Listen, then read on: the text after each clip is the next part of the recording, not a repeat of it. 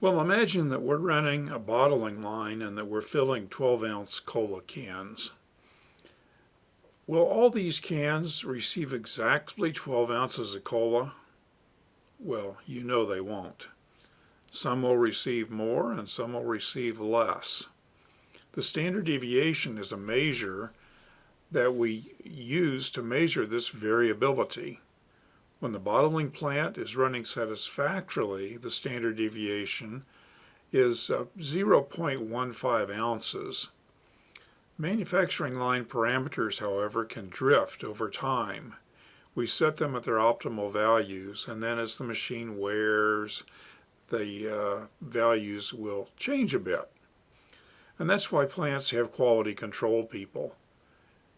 It's not likely that the standard deviation of fill will get smaller, but if it does, no harm done. We're just being more precise. But if it gets too large, then some bottles will be unacceptably underfilled and some will be overfilled, spilling cola on the factory floor and wasting product. So each shift, quality control randomly samples 36 filled cola containers and computes the standard deviation of fill. And they're looking to see if the value of standard deviation is drifting away from the acceptable 0.15 toward larger values. Well, one particular sample on one particular day yields a standard deviation of 1.58. Now we want to follow quality control and see what they do with that. And what they're going to do is to perform a hypothesis test. And they would have a null hypothesis that would contain equals, and that would be H naught, that sigma is equal to 0.15 ounces, and an alternate hypothesis that sigma is greater than or equal to 0.15 ounces. We're going to test with an alpha of 0.5, and for this test we use a chi-square statistic. And we remember from doing estimation, where we were doing confidence intervals, that chi-squared, one definition of chi-squared is n minus 1, where n is the sample size, times the value of the sample standard deviation divided by, now this would be sample standard deviation squared, would be sample variance, divided by the population variance.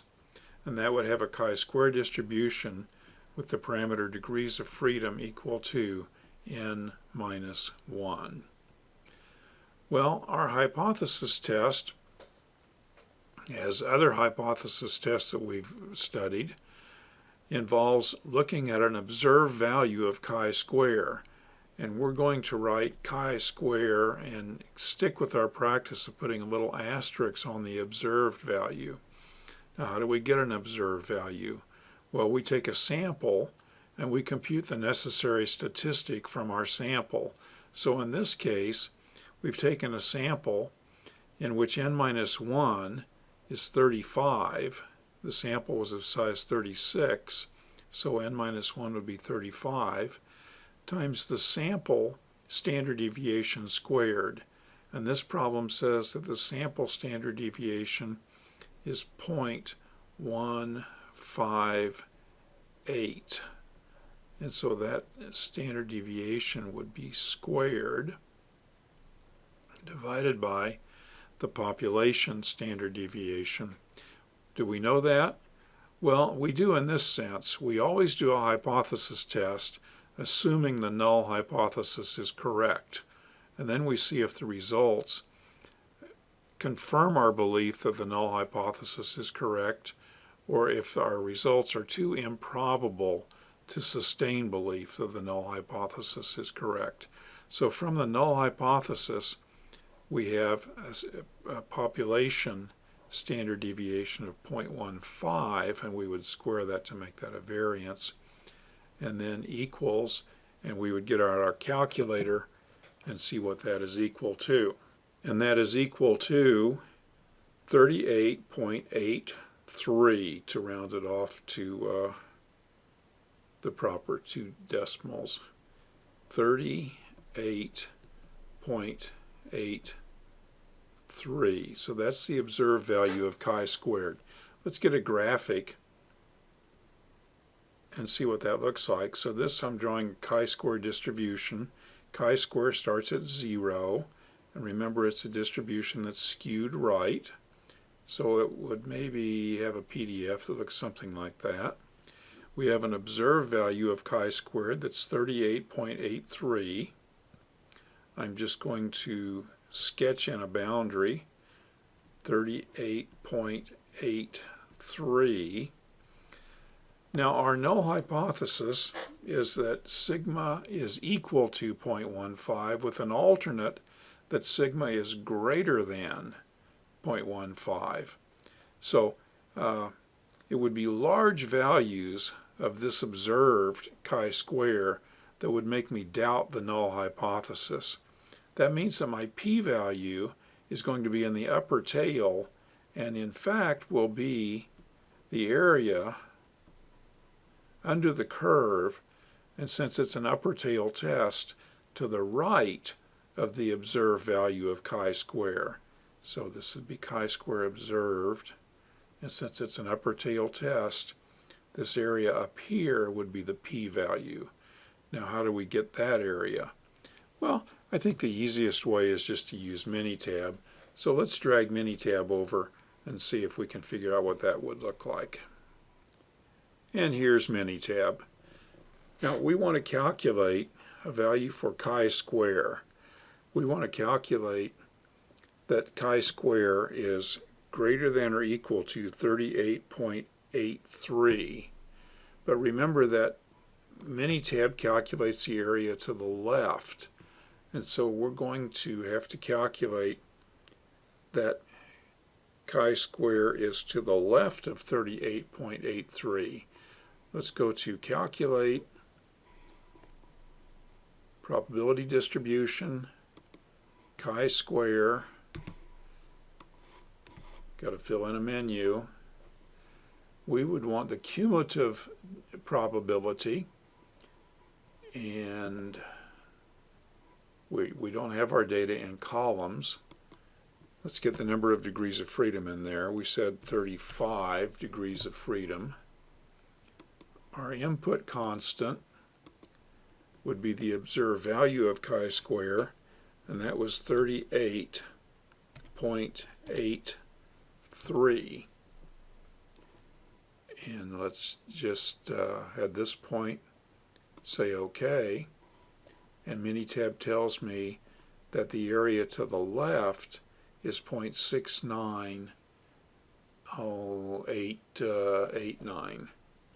So the value of P would be 1 minus 0.6989 would be 0.3011.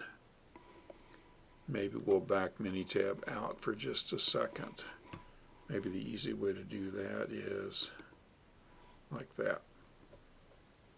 So let's remind ourselves that what we found here is this value, this central value, was 6989. 6989. So the p-value would be this area over here, was a 0.3011. And we've calculated then that the p-value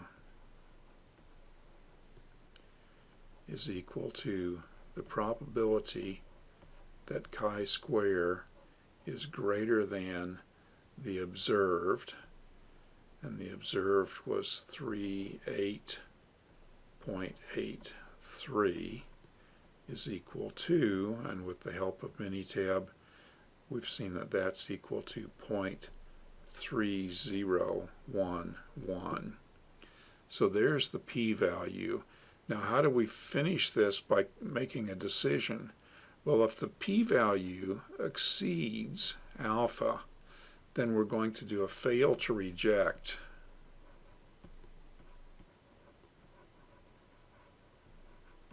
Fail to reject H naught. The sample that we have taken gave us a bit of evidence that the standard deviation was getting bigger because the observed standard deviation from the sample was 0.158. But it was not big enough to be significant, and that's why this tells us that we're going to fail to reject the null hypothesis. Now I think we should do this one more time.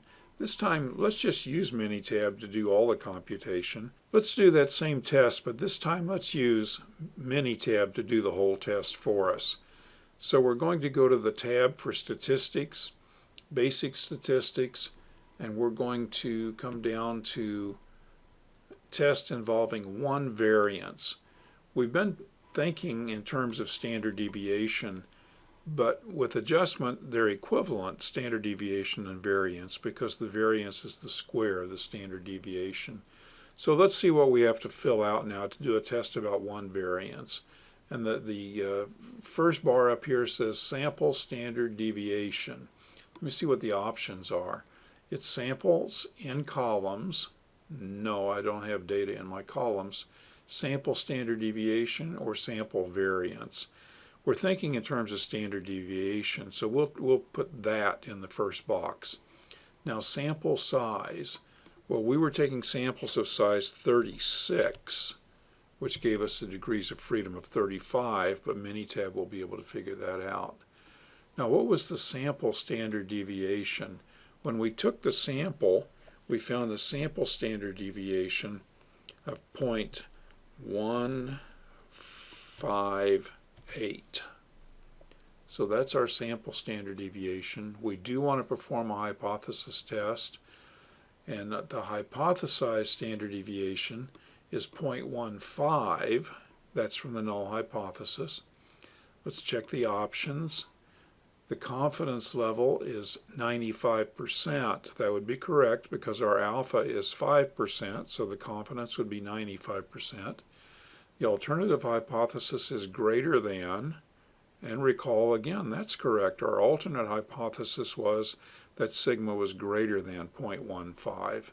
So let's say OK for this menu. Just double check. Looks like this menu is OK, so we'll say OK again. And now what kind of conclusions did we get?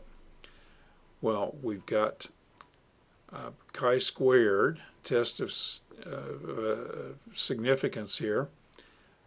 We've got a test statistic of 38.83, which we'd calculated by hand earlier, so we know that's right. Degrees of freedom is 0.35, and a p-value of 0.301. That p-value is much greater than alpha, which is 0.05, so we're going to fail to reject the null hypothesis. It appears that we cannot conclude that sigma, there's the null hypothesis, that sigma is different from 0.15. Looks like the process is still within bounds. So that's testing for a single variance or standard deviation.